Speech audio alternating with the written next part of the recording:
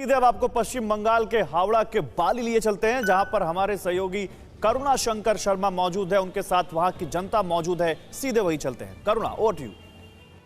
शुक्रिया आपका। नमस्कार, आपके साथ मैं हूं करुणा शंकर शर्मा। आरव जी, ये बताइए, मोदी जी की तरफ से कहा गया लुबेरिया में कि ममता बनर्जी की तरफ से आज जो कुछ किया गया नंदीग्राम में, या वो चिट्ठी जो अपोजिशन पार्टीज को लिख रही हैं, साथ आने की साफ तौर पर हार मान चुकी है।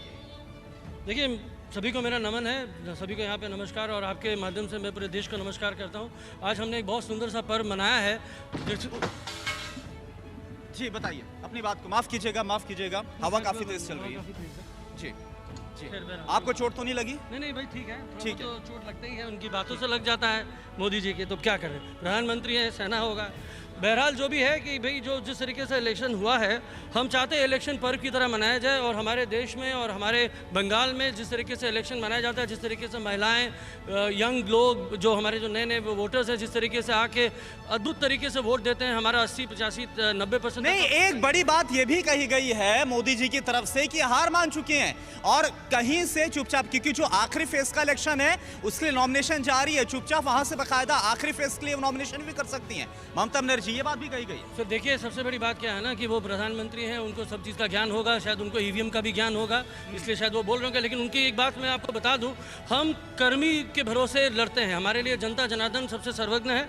और जहां तक बात है ईवीएम ज्ञान, मैं आपको बता दूं, 350 बूथों जो बूथ हैं हमारी, वहाँ पे हर बूथ में हमारे जो कर्मी हैं वो मुशक्कत की तरह वहाँ पे लड़ रहे हैं, और लड़ाई हमारी वहाँ पे ईवीएम के साथ साथ इलेक्शन कमीशन से भी चल रही है। कि जिस तरीके से सुबह से अनुमान आ रहे हैं, जिस तरीके से गतिविधियाँ चल रही हैं, जिस तरीके से इलेक्शन का काउंट जो वोटिंग होती है वो काफ़ी कम तरीके से, बहुत जगह वोट बंद हो रखा है। तो मैं अनुरोध करूँगा आपके चैनल की वजह से कि भाई आप इलेक्शन कमीशन को बोलें कि भैया इलेक्शन कराएं, लोगों को वोट देने तक के लिए उसको प्रोत्साहित करें। मुझे याद है TN शेषन जी जब थे, उन्होंने न्यूज़ चैनल। ठीक है, ये बताइए, आप बात कर रहे हैं खेला होबे की, लेकिन वैशाली डालमिया तो वहां पर चली गई है, परिवर्तन होबे का वो नारा बुलंद कर रही, तो फिर कैसे खेला होबे? सर देखिए, बंगाल एक बहुत ही सुंदर सा प्रांत है, यहाँ पे खेला होबे का मतलब है स्पर्धा, हिंदी में मैं उसका अनुवाद कर देता हूँ। दूसरी चीज़ है कि हम चाहते हैं कि जो भी हमारे प्रतिद्वंदी हों, जो भी हमारे विरुद्ध में खड़े हों, वो सशक्त रहें। और जिस तरीके से बीजेपी ने जिन लोगों को ले लिया है, वो तो हमारी ट्रेनिंग दिए हुए लोग हैं, लेकिन अनफॉर्चुनेटली उनकी जो लालसा थी वो जागरूक हो गई, उन्होंने कार्य नहीं किया।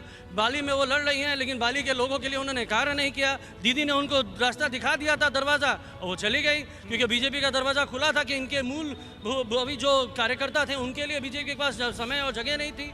और सर मैं चाहता हूँ, नहीं, वैशाली आप बोल रहे कार्य नहीं किया, वैशाली डालमिया की तरफ से आरोप लगाया कि भ्रष्टाचार TMC की सरकार में हो रहा है, काम होने नहीं दिया जा रहा उनके क्षेत्र में, इसलिए कुछ विकास का काम हुआ नहीं है।